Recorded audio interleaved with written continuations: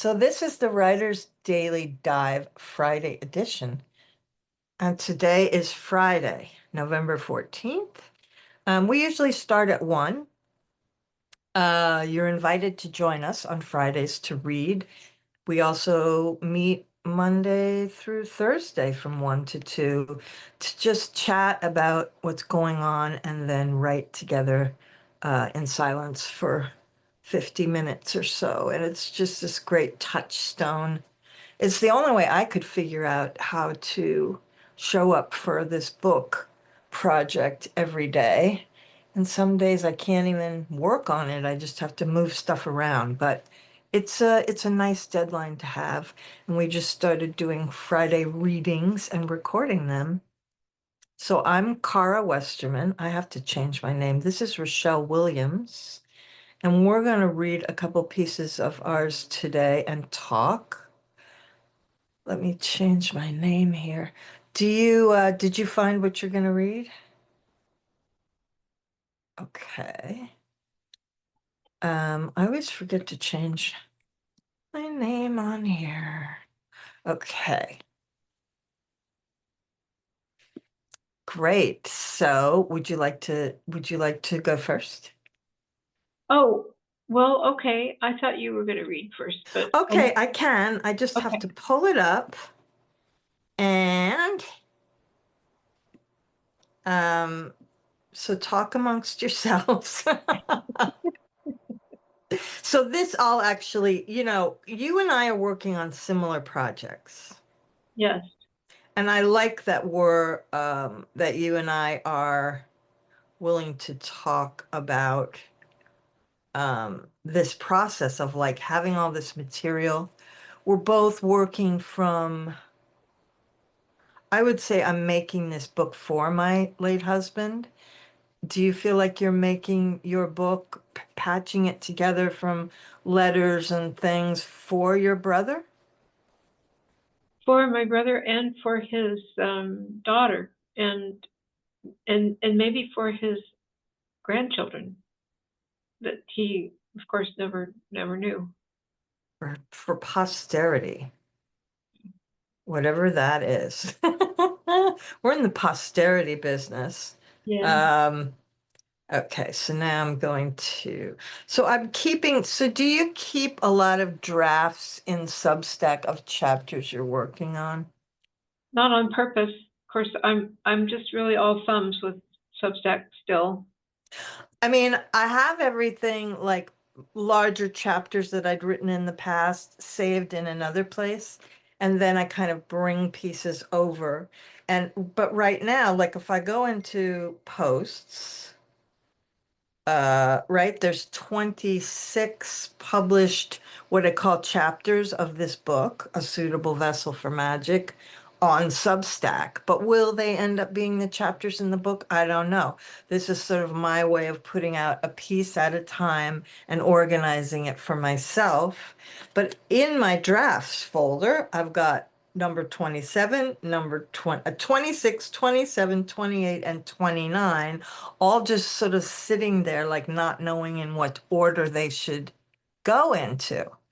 And then sometimes I get trapped into this, well, that shouldn't be the next chapter. Whereas really, what I want to do is just get it all out and then maybe decide what goes where. Um, Yeah, are you like working? laying it out on the floor. Yeah. Are you working from a chronological sort of it starts here and ends here? Not really. I mean, the memoir project, which is, investigating my brother's death, and um, the I need to go a level step back another level to what it's the god of flight, and so it's investigating how uh, um, having um, a family of origin um, um, influenced so heavily by the military, by military service. My father being a lifelong military pilot, both Okay. oldest brothers, both military pilots, and I'm sorry, I'm not wasn't really prepared to talk about it, so I'm kind of stumbling here, but it's about the this how we were um, tutored and encouraged and taught in this environment to run toward the danger, and whatever the danger is. I mean, when my Wow. sister became a yeah, so the moment she got her nursing license and certifications, she ran to the CCU. Don't give me med surg. I want to be where hearts are literally broken and we can literally fix them. I did the same thing with psychiatric nursing. I went straight to give me the toughest ward you've got. I want to see the worst there is. And it's very much like combat. I mean, This is I've so been, interesting. yeah. And there's a terrible, ugly cost, a terrible underside to this tradition of service and glory that Absolutely. I had no idea that whole level of what yeah, you're working on. yeah, it's all of I that almost because think that this group should be required on Fridays that you bring in, what should we say, the three sentences that describe, this is the back cover blurb. We used to have to yeah, do that's a that great at idea. Sarah Yeah. Lawrence, back cover blurbs, Uh-huh. and that encapsulate, and they're going to change every week, hmm probably, or be modified. But this I hadn't heard, and you're calling it the God of Flight. I love that. Yeah. hmm Yeah, and how that mythos just saturates and penetrates everything. I mean, and tracing that through the generations. Like my son, we have the next generation. We have a generation of paramedics who, and my son was a EMT firefighter running into burning buildings. I mean, it's a disease, and we transmitted it. You're right, but the alternative is to be somebody who doesn't, and there's no great alternative to that either. You're just not involved. Like there must be some great upsides to being in the middle of where life is most precious, right? Yeah, and I think that there are probably people who pursue those vocations or professions who don't come from a run toward the danger um, Family. training or background or consciousness. Right. Although all of that is unconscious, you're not aware of it. It Right, right. impels you. It impels you forward. Wow, And it's so cool that you know this. mm, been studying on it for a while. Like your whole life. Your whole life. Um, yeah, so your book, you have this box of letters from your brother to people and from people to your brother, and you're I'm those are, unpacking. yeah. Yes. And I have files I still haven't unpacked of my late husband who started life as a girl and transitioned to be a man. And so I Very have this beautiful man. very beautiful man, and I have a lot of his pieces that I'm unpacking, his writing that I'm interweaving with mine. Okay, so today, let me see, I did find it. So it would be, this would be number 27, Dispatch from the book. I kind of wrote, this was the moment I saw you. One day, when you were still married, you and I were sitting on the couch in your grandma style living room, and you pulled out a white envelope and placed it between us. Inside was a set of black and white photos you had pulled from your albums in the attic. Your pink flowered settee had to be seen to be believed or sat on. There was a thick plywood board underneath the cushions that kept one from falling too low, but the plywood made it impossible to sit in any other way than bolt upright. Otherwise, you slid off. I used to make fun of your heavy olive velvet curtains with elaborate silk tiebacks and the dark mahogany furniture. It was like a Victorian parlor in which it was obvious that no one ever sat. There was no television, no stereo, no place to rest one's feet. At this curious moment when the two of us were perched on that floral settee, oh, that curious moment when the two of us were perched on that floral settee remains so strong. Probably because I had heard things through the AA gossip grapevine about someone who had had a sex change. I'm editing this as I go. I had heard that it might be you, but I was never sure, and it was never fully erased from my mind, so it really was a true surprise when you handed me a picture of you as a girl with those piercing Jennifer Grimshaw eyes that were 100% Nicholas Grimshaw's. I felt like I tumbled slightly into love. A bigger you was revealed. I can't ever say why I fell in love with you exactly then. This needs more fleshing out. I remember not knowing if my face looked right. Was I reacting the way that I should? I couldn't explain that I might have been told by someone years ago when I didn't know you. So I translated my delight and surprise at seeing the photo into surprise and delight at your trusting me enough to tell me. In that beautiful moment that you had chosen to reveal yourself to me, it was as though my surprise was partly for your benefit. Do you see? But you were, I tried. You nodded. Oh, you didn't know? I thought everyone knew. It's not a secret, you said nonchalantly. You seemed pleased with my confused flush of delight and the contradictory expressions on my face, and likely my perspiration, although I can't recall that exactly. I mean, was this a test? And did I pass? I think I did, otherwise there wouldn't have been an us. It was an ingenious way to let me further into your intricacies in the context of our group work in Debtors Anonymous.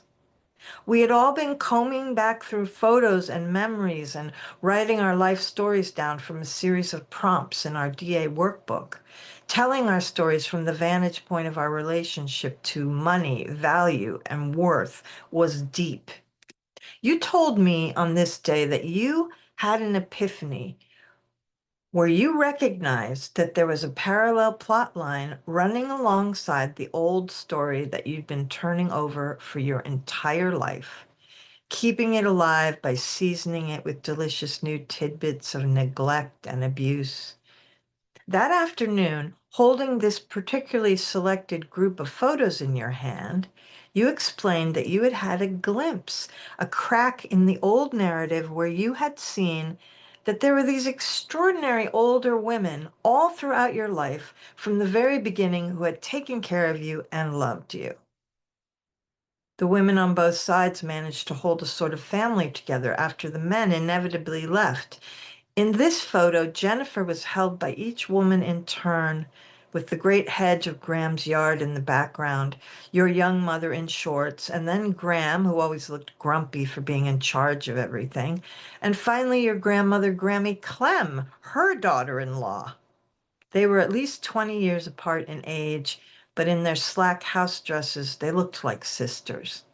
And I exclaimed how sadly the grannies were not lookers like your slender and pretty mother. And you said, that's how women used to look. They didn't jog or eat organic or wear makeup. That's how grandmothers looked, you said protectively and lovingly. It wasn't that your victim story wasn't true. that your father hadn't abused you physically and mentally, or that he hadn't left, or his father, or that your mother hadn't enabled him or believed you, or that you weren't exceptionally poor. It's that there was another story available to you, and you had failed to notice it up until then. This evidence had been patiently waiting for you to discover at the right moment in these photos from your archives. Was it an accident then that after you felt that love, you were able to accept mine? And then I talk about kill your darlings. There's this whole piece that I had to cut out about East Hampton and him not wanting to call his house a beach house, and that how he hated everything that the summer people did, and about how ordering objects was an art form that calmed Nick down. So I kind of had to take that out of this piece because that little piece is not about that, although I didn't want to. Um, so that's a piece. So rich with all that detail. It's so yummy. And I, you stopped right at the. I mean, we're on the edge of our seats. That this deep insight about how he was beloved and held by these women, held in love by them, Yeah. and how that opened him to you. That's just such a rich and gorgeous insight there, and such a jumping off point. I'm glad that was clear. Yeah. And I have the photo, this exact photo here of these four generations of women.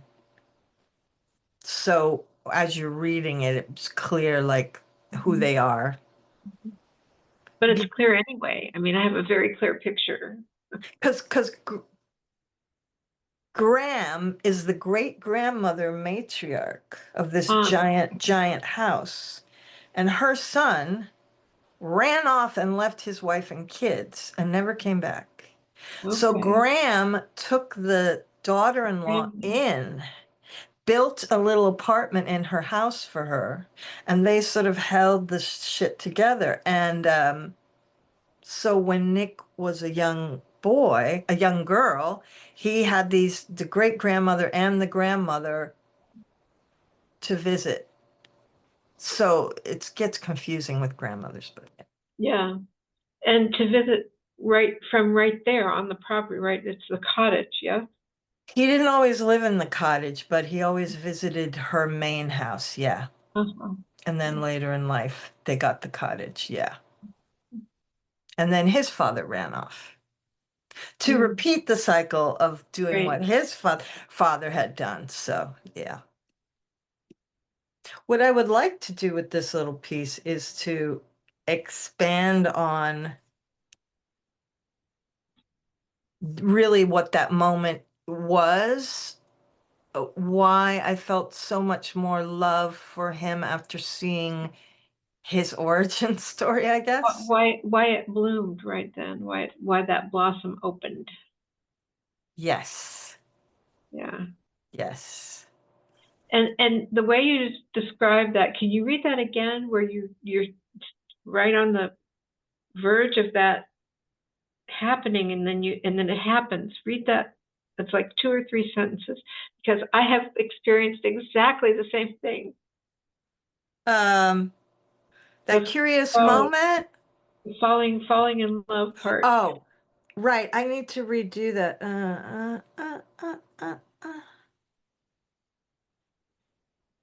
Huh,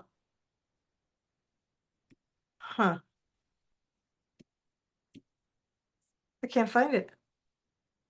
Oh, yeah. So it was really a true surprise at that moment when you handed me a picture of you as a girl with those piercing Jennifer Grimshaw eyes that were 100% Nicholas Grimshaw's. It felt like I tumbled slightly into love. A bigger you was revealed. I can't ever say why I fell in love with you then. I put that as a placeholder to know that I need to expand Mm. this here. Because there was another moment in our DA meeting a little later where we saw, it's one thing to see a picture of him as a girl, but to see him as a woman. Then he brought out a picture of himself as a woman and showed it to the whole DA meeting. Oh, huh. And then it was like, whoa, because the woman, Jennifer, was so much more like, it was like so big, this personality. Oh, Anyway, you need to read now because we're running out of time. But we don't have a clock today, so no, we don't. no, we don't. So I chose, because I thought we would have 5 or 6 people today. I chose a poem because it's short, but since, I mean, listening to that, I want to read. These are just notes. No, I mean just notes. Okay, not just notes. Yeah, nice try, Me just talking to notes. myself. So I'm trying to enter into the, get a grab and grab an edge and pull the story. And now I spy the edge of the envelope, like the edge of the sepia photo of the basin buried under a pile of papers on my desk. The edge of the Wow. envelope that holds radioactive material from my childhood. I open the envelope, and there I am in my blue jumper, my still blonde hair making a halo in the sun. The top of my head is level with Jock's elbow. This is my brother, the oldest. I can learn a lot from this picture, even though the focus is not sharp and Jock's face is in shadow. More light. I get my phone flashlight, and with it I see Michael, second brother, kneeling on the grass, and either Patsy or Nan standing, too much in shadow, and maybe a child on a rocking horse and a tall, dark-skinned man, possibly Asasan, or one of the many dark-skinned visitors Jack brought home from the university, and another boy next to Cuneo, a boy I don't recognize. I am 4 or 5. It's the South Main Street house. It must be early fall. There are leaves on the ground, and the trees behind the house are autumnal, their leaves russet, and the grass is a color neither wheat nor green, but something in between. Why are we all standing out there in the yard? Who is taking this photograph? Likely my mother. If I am 4, Jock is 14. He looks older. He always did look older than his age. I look again and lean more toward 4 than 5. This top of the head to elbow measure makes my memories make sense. Yes, he could have and did do exactly as I described above. I was talking about things that he showed me and taught me and ways that he interacted with me that I remember from my very young childhood. There were 10 years between us. He plant his hand on the top of my head while I spin and flail and pummel the air in a false fury, so thrilled to have his attention, even if it's teasing. I don't mind the teasing, not at all. He grins and teases, and I am drenched in the love that pours out of his heart, runs down his arm through his hand and into my head and down to my heart, which hums and glows and chitters and sings. Yes, he did that, and I felt that. And it may be a good place to start this project, this journey, this task of speaking this thing I've carried all my life, this big love, this love that runs like a vein of gold right through the heart of my life. What would have become of this big love if he had lived? It would have become ordinary, just an ordinary girl adoring her ordinary brother. But he didn't live, he died. At the very moment I was poised on the threshold of becoming a person, standing in the doorway to my life, my balance shifted, one foot hovering in the air on its way to step down into the world. By the world, of course, I mean the transition to adulthood. I was 17. I'm not at all sure what I knew in the before, but the great cataclysm of his death in the after, all was changed.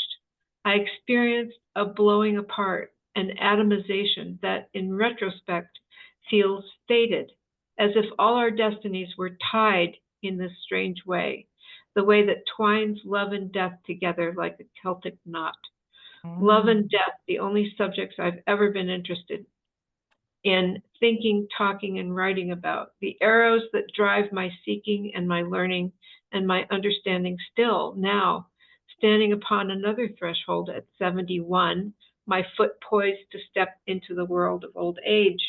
It has taken every one of the 54 journeys around the sun between the cataclysm and this moment to begin the unpacking. Come on. That's gotta be the beginning. I'm Yeah, okay. You say these are notes, but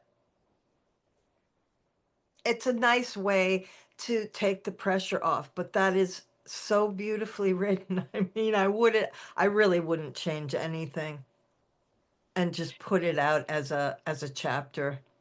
It's Okay. really something. And you have the photograph, right? I do have the photograph. Yep.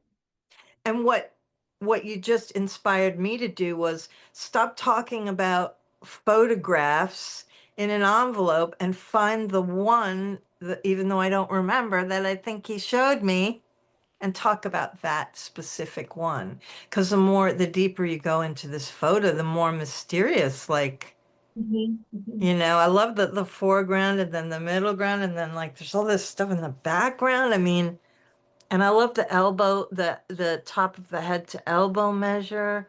God, it's really beautiful. Wow. Thank you. I get flustered when I read your stuff because I'm like, well, like, how could she improve it? Like, how would you even, you would probably say to me, oh, well, these are notes, so I need to tighten it up. But it's really,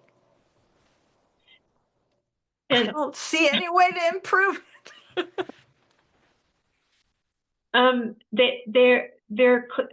I think of it as throat clearing. Like, throat clearing. yes, Oh, like, yeah. Writing your way into like, yes, just like, yes, yeah. yeah, yeah, and then that opened the next thing. Um, so, but I did turn it red in the manuscript, which means I want to grab it to put on. Yeah, so, So you're doing the same thing. You have a bigger thing, you're pulling pieces. Right. uh-huh. I'm highlighting what I've pulled so that somehow, but then when I go back to it, let's say I haven't looked at the main thing, like, and then I'm like, what do all these colors mean? What did yellow used to mean? What does pink mean?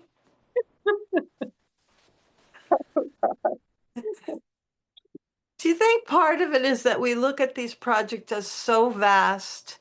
That like I look at it as if I just finish this one thing before I die. Like, but it doesn't have to take that long. I could, with some proper guidance. Well, I think that's why we're doing it. I mean, this is why my process anyway has come down to this, taking it in little snippets, in bites, in Yep. so that I don't have to worry about chapter structure. I don't have to worry about narrative flow. All those things that I'm kind of studying how Jessie Eaton is publishing her memoir on her Substack. Okay. A Jesse chapter, Eaton. yeah, Jessie Eaton. You should look her up. Okay. It's called, oh my God, what a Because it's story. all about the frame, isn't it? It's Yes, all about naming it and saying, like Eleanor Anster, the 65 there's 65 postcards, right? postcards. Yeah. And then you'll accept anything. Oh, well, I have 65 postcards, right? Right, yes, yeah. What So, she's doing memoir as well? yes. And this is the thing that I've struggled most with my entire writing life is structure. And Yes. so fuck it, just pull things that are working, Cause, pull cause bits I, out. cause I think probably you're like me, where it's like it could have five different like I'm not a plot writer. Right. Yeah. So I'm always like, it could take on any structure. I need a Yes. class on structure, I think. And I did the nano one year. I think I maybe mentioned this. And in it, I started a story that has you get to decide which which narrative you want to follow. The baby lives or the baby dies, you That's know. great. Well, my favorite book is Pale Fire, and there's three different ways to read it in Nabokov's book because the footnotes start to get longer and longer and longer and take over the chapters, and he keeps taking you to other places in the book. See page 495, and Yeah. it's so great. God, I haven't thought about that in so long. I need to find that and read it again. Well, I had a group at the library here and I taught it. I just said, let's go through it. And I made up diagrams of Nabokov's brain. We met like over like 6 or 8 sessions. And I just like was the guide. And I think most people were doing it just out of pity for me, but, friends and stuff. But I really want to, teach that book. Like one day when I have a million extra hours and I can write up a whole Substack, let's do Pale Fire together. Oh, man, Yeah, so many things I'd love to do, but yeah. Okay, well, let's do one or two of them anyway. okay. So let me ask you, what would you, when you say that's just notes around a photograph, so it's stayed very, very structured just in that way that you always refer back to the photograph. What do you think would happen when you revised it? Would you cut? Would you add? I mean, to me, it just makes it's perfect the way it is. It makes total sense.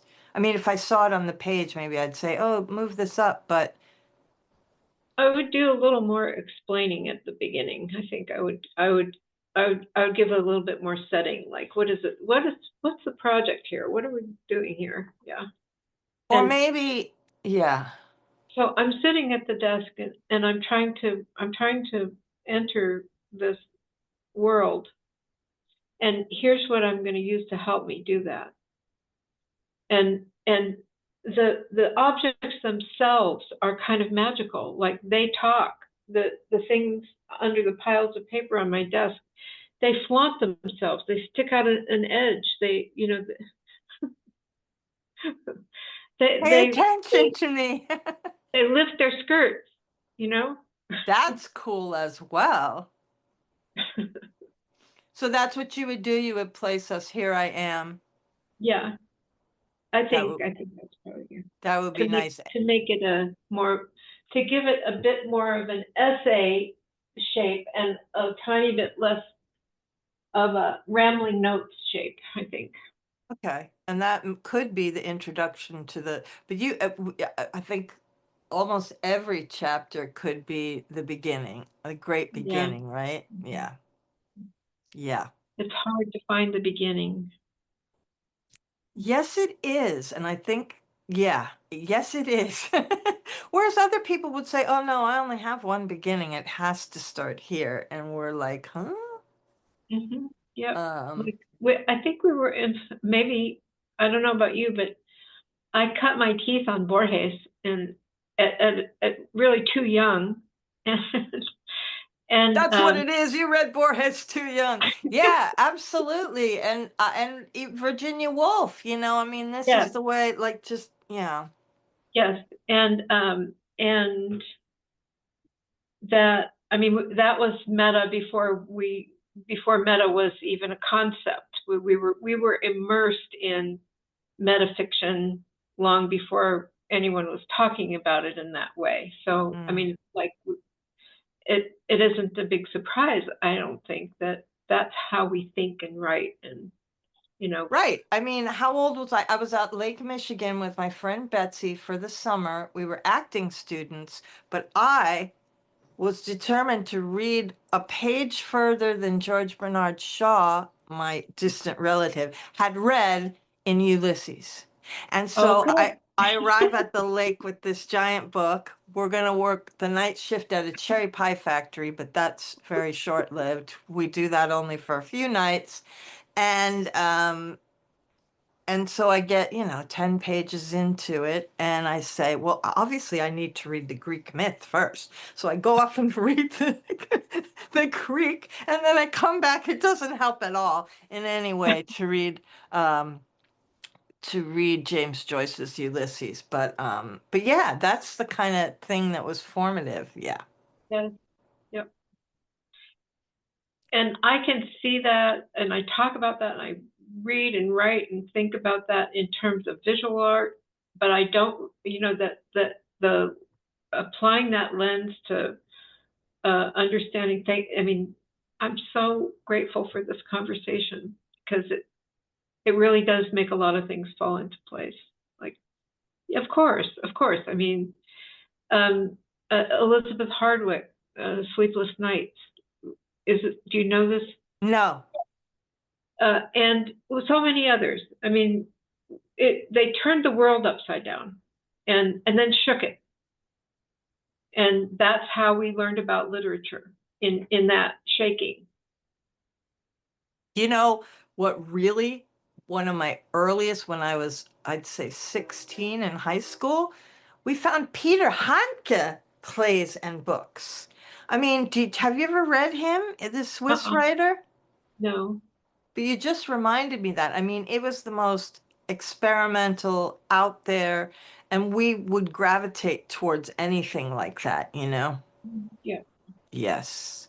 Surprised they had it in the library of my high school. I But think I I also stole love the the books. Russians. What? But I also love the Russians. That so there was this other strain in my formation as a writer. I loved Hardy. Still can't get enough of Thomas Hardy. Like, I'll do Yeah. anything. Yeah. And that's very different. You're right. It's very, very different. Yeah. I feel like we need, like, well,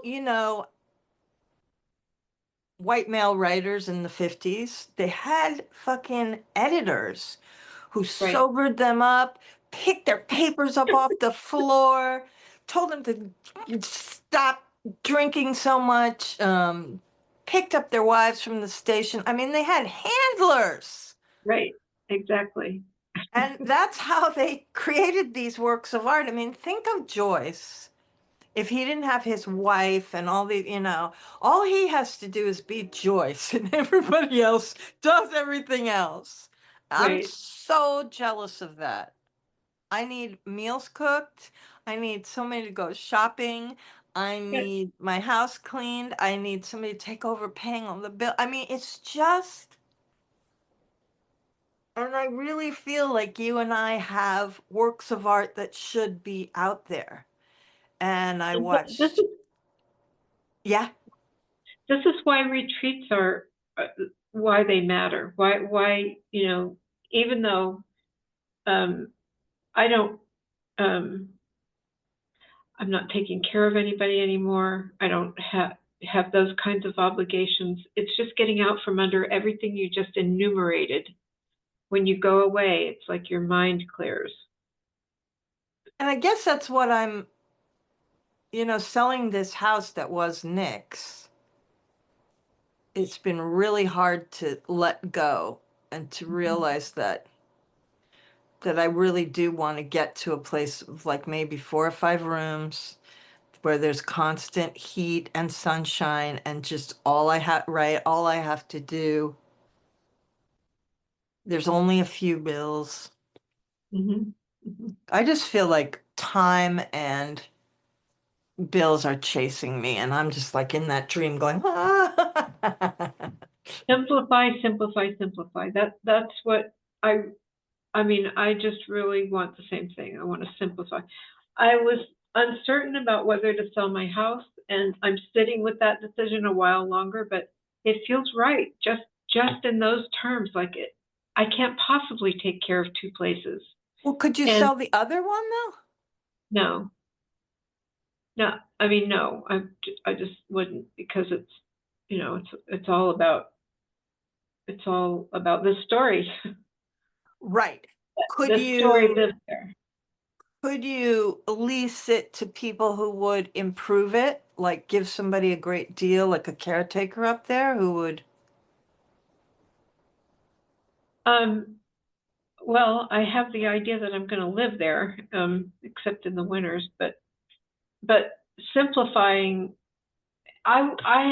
which is, I mean, the point is, I would need to sell this house anyway in order to simplify my life. It's too much house for me. I don't need it Gotcha. all. Yeah, Yeah, yeah, I definitely don't want a house. I think I want an apartment. Unless some of my friends want to buy something with me in a warm spot, then, but I can't take on a whole house again because every day there's something that needs attention and yeah. yeah, yeah.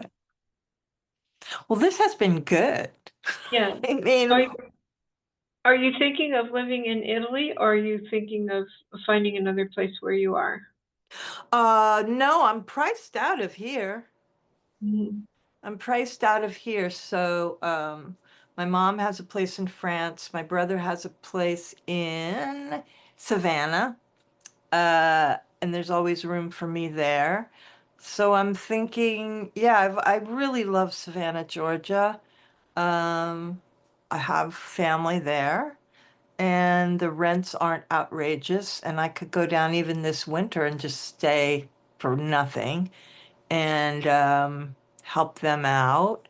Um, so I'm thinking maybe that. I mean, the other idea is barter, Mhm. where I have friends here, and let's say I had a place in Italy, and this would be totally outside of the capitalistic scheme, but why couldn't I offer 4 months in a room in my place in Italy for 4 months to somebody who would offer me a room in East Hampton in the summer for 4 months?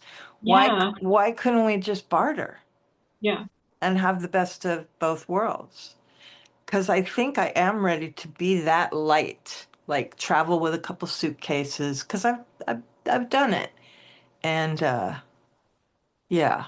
But like these bookcases hold, 3 generations of my husband's family history Mhm. of different not just what they were interested into literature wise, but looking through the front pages of them all to see, was this Graham's, was this Granny's, was this his mother's, was this his father's? I mean, we found all these Edgar Casey pamphlets and original transcriptions of that his father was into. How cool is that? All the Castaneda books that were his father's. Wow, wow. And his Aunt Edith, who was part of this, do you know Emmett Fox and all those Yeah, people, the yeah. New Thought movement? There's a huge section of New Thought books here. What are you going to do with all that? I mean, we're in exactly the same place. Exactly. My mother's library up at the ranch. I cannot part with it. I'm just, and yet it's completely useless. Right. Well, luckily there is Richard, who was my husband's best friend and who's been part of this whole process. And luckily, he has an entire room with just books. So he could give me a devoted section. I could also move there. He's offered me the upstairs to rent and stay there. And I keep trying to ask him though, couldn't I just get, like, if I sell the house, a beautiful old silver Airstream and put it on your property? And he's like, I don't think the historical register's gonna go for it, but And where is he? he's about an hour away in Hampton Bays. Uh, And wait, so he has an old Victorian, beautiful, and he can't throw anything away either. He has half of Nick's stuff there already. So we'll work something out. good, good. Yeah. Okay. Okay. I'm glad we had this different, yeah, because you and I are doing, God, we're doing really similar things Mhm. with the book and with moving and with making Yeah, decisions. yep. A lot of Yeah. parallels. Okay. I'll see Okay. you Monday. Okay. Bye. Signing off.